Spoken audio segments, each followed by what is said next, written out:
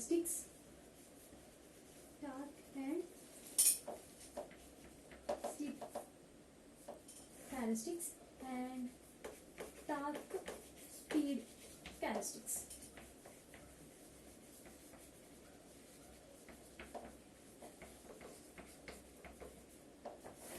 So first of all, torque is equal to K into S E2 square R2 by R2 square plus SX2 whole square.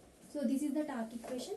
So మనం first find out చేసేది torque కి slip కి relation. Okay, so characteristics find out చేస్తాం. So first of all case 1 తీసుకుంటున్నాను. First కేసులో ఇక్కడ yes అనేది value is 0 అని తీసుకుంటున్నాను. ఓకే, ఎస్ వాల్యూ 0 అయింది అనుకోండి, ఈ టార్క్ ఈక్వేషన్ సబ్స్టిట్యూట్ చేయండి. ఎస్ ఈజ్ ఈక్వల్ 0 అవుతే ఏమవుతుంది? సో ఎస్ ఈజ్ ఈక్వల్ 0 ఏ కండిషన్లో అవుతుంది? మీరు క్లియర్గా అబ్జర్వ్ చేస్తే ఎస్కి ఫార్ములా ఏంటి? NS minus NR by NS కదా. సో ఎస్ ఈక్వల్ 0 అవ్వాలంటే NS is equal to NR. So synchronous speed is equal to rotor speed అయితే ఈ కండిషన్లో మనకి ఎస్ ఈజ్ ఈక్వల్ టు 0 అవుతుంది. ఓకే, సో ఇప్పుడు ఏమవుతుంది? టార్క్ ఈక్వల్ టు ఏమవుతుంది? సో ద ఎస్ వాల్యూ 0 పెట్టండి. So torque equal to 0. Starting కండిషన్లో వాల్యూ అనేది 0 ఉంది. నేను ఇక్కడ డ్రా చేస్తున్నాను మీకు. ఇది టార్క్ అండ్ ఇది స్లిప్. ఓకే, ఇక్కడ S is equal to 0. So starting కండిషన్లో 0 ఉంది. Okay, case 2. సెకండ్ కేసు వచ్చరికి ఏంటంటే ఎస్ని కొంచెం ఫర్దర్గా ఇంక్రీజ్ చేశారు. సో అంటే ఎస్ ఈజ్ వెరీ స్మాల్, కొంచెం ఇంక్రీజ్ చేశాను అంతే. So S is very small. S equal to very small అనుకోండి. ఇది చూడండి, ఎస్ x2 ఉంది, దీంతో మల్టిప్లై అవుతుంది. సో ఇది దీంతో కంపేర్ చేస్తే చాలా తక్కువ వాల్యూ అవుతుంది. ఎందుకు? For example S value very small అంటున్నాను. ఫర్ ఎగ్జాంపుల్ 0.1 తీసుకున్నాను. చూడండి, 0.1తో దీంతో మల్టిప్లై చేస్తే ఏమవుతుంది? ఇది చాలా తక్కువ వాల్యూ అవుతుంది. So comparing to R2. So torque equation ఏమవుతుంది? Torque T is equal to K into S E2 square R2 by, దీంతో కంపేర్ చేస్తే ఇది చాలా తక్కువ కదా. సో ఇది నెగ్లిజెన్స్ చేస్తుంది. So neglect SX2 value is neglect compare to R2 square. Okay, R2 స్క్వేర్తో కంపేర్ చేస్తే ఈ వాల్యూ అనేది చాలా తక్కువ వాల్యూ కాబట్టి నేను నెగ్లెక్ట్ చేస్తున్నాను. సో ఈక్వేషన్ ఏమవుతుంది? Torque T is equal to K S E2 square R2 by R2 square. So ఈ R2 square R2 E2 square K ఇవన్నీ constant. So T is directly proportional to S. So S very small term అయితే T is directly proportional S. So ఏమవుతుంది? S అనేది increase అవుతుంది. Okay, next third case. So third కేసులో ఏం చేస్తానంటే ఎస్ని increase చేశాను. S value is increase. So S ఎప్పుడైతే increase చేసామో అది అప్ టు ఎక్కడ వరకు ఇంక్రీజ్ చేస్తానంటే S is equal to SM condition వరకు ఇంక్రీజ్ చేశాను. So S is equal SM ఎక్కడ అవుతుంది? So torque T is equal to maximum condition అవుతుంది. సో అంటే S is equal to SM అంటే సమ్ మాక్సిమం కండిషన్కి రీచ్ అయింది. ఇది ఇక్కడ వరకు మాక్సిమం కండిషన్ అంటే ఇది ఏమవుతుంది? Part T maximum. Okay, next fourth condition చూడండి. నేను ఎస్ని ఇంకా ఇంక్రీజ్ చేశాను బియాండ్ ది ఎక్కడ వరకు? ఎస్ఎం వరకు, బియాండ్ ఎస్ఎం. సో ఎస్ని ఇంకా ఇంక్రీజ్ చేశాను, ఫర్దర్గా ఇంక్రీజ్ చేస్తే S further increases. So beyond increase చేశాను. సో బియాండ్ ఇంక్రీజ్ చేస్తే మీరు క్లియర్గా చూడండి ఈ వాల్యూ అనేది ఎక్కువ అయిపోతుంది. సో R2తో కంపేర్ చేస్తే ఈ వాల్యూ అనేది ఎక్కువ. సో అంటే ఇక్కడ ఏమవుతుంది? R2 అనేది negligence. So R2 is neglected compare to SX2.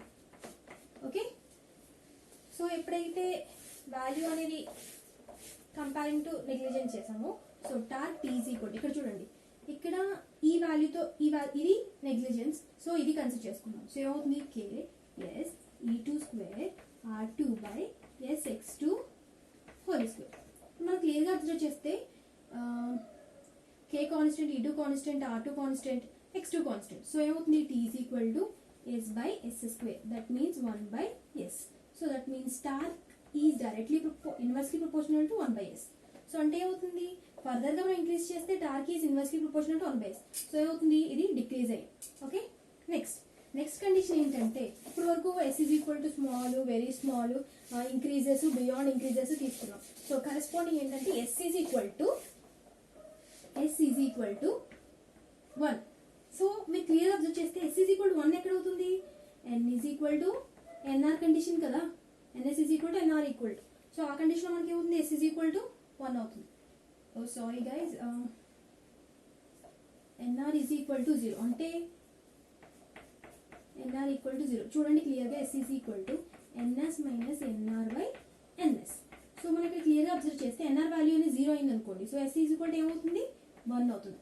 So S is equal to 1 అయితే మనకి ఏమవుతుంది, టార్క్లో సబ్స్టిట్యూట్ చేయండి. ఎస్ ఈజ్ ఈక్వల్ టు 1 అయితే స్టార్టింగ్ టార్క్ ఈక్వేషన్ వస్తుంది. క్లియర్ అబ్జర్వ్ చేయండి, starting torque is equal to K into S value 1 పెడితే K into E2 square R2 by R2 square plus SX2 whole square.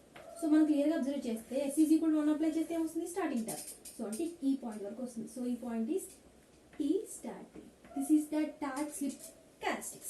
Okay, next ఏంటంటే మీకు torque speed. మనం క్లియర్గా observe చేస్తే టార్క్కి స్పీడ్కి relation torque speed. So torque స్పీడ్కి వచ్చరికి ఏమవుతుందంటే మనకి, ఓకే ఇది టార్క్ కదా.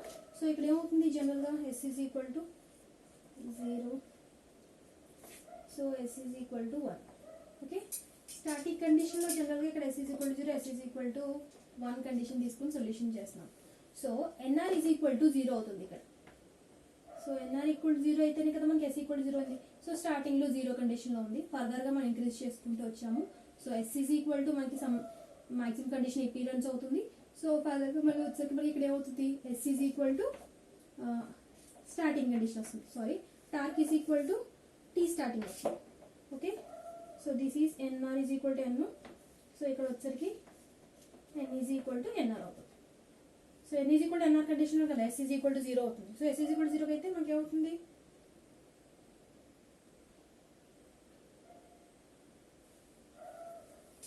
సో ఈ కండిషన్కి వచ్చరికి మనకి ఏమవుతుందంటే టార్క్ స్లిప్ క్యారెక్టరిస్టిక్స్ అనేది అపియరెన్స్ అవుతుంది. So this is the speed and this one is torque. Okay, thank you.